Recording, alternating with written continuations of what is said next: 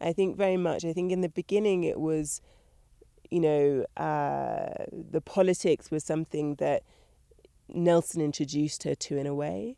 And although she would attend rallies before she had met him and so on, but I don't think it was until he really was in prison and she suffered firsthand the kind of brutality from the police that she really got very deeply involved in the movement. And I think it was almost part of, I don't know, it's very difficult. It seems unfair to talk about her life with such ownership because only she can say. But for me, it felt as though because of the brutality that she suffered and her husband being away, it was almost, well, if they're going to victimize me anyway, I might as well do something worthy of being victimized.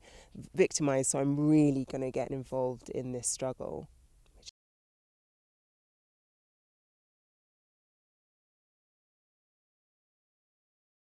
It's fabulous working with Idris because he's such a brilliant actor.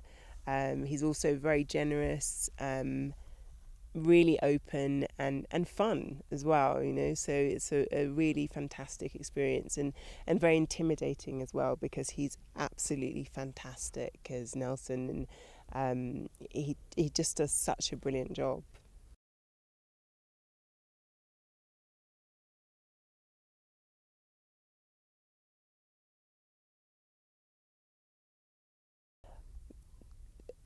Justin is incredibly enthusiastic.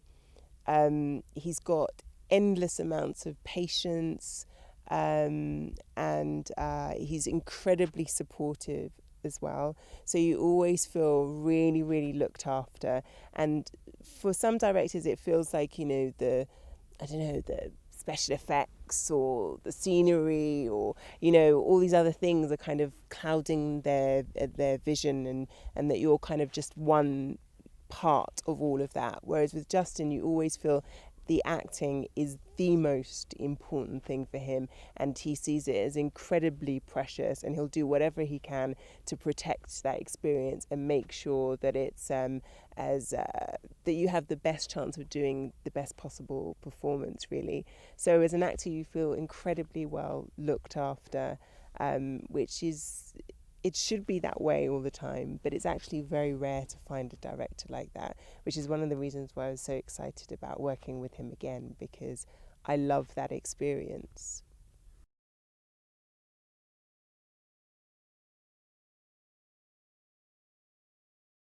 I'm constantly shocked that people actually, how quickly we forget and how quickly the generation of today doesn't know anything about apartheid, and that's really sad, and it's really important that this part of history is remembered, and that we learn from it.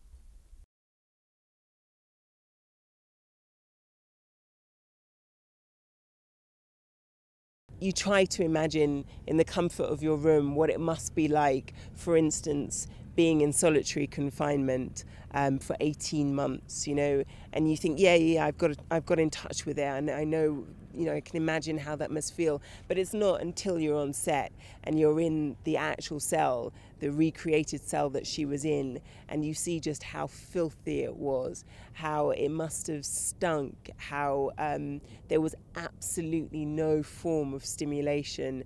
There was nothing to do, and just what that must do to your mind and your level of sanity, and how hard it must be to hold on to your sanity in an environment like that. So it's not until you actually often are in those sets that it really does come alive for you as a performer.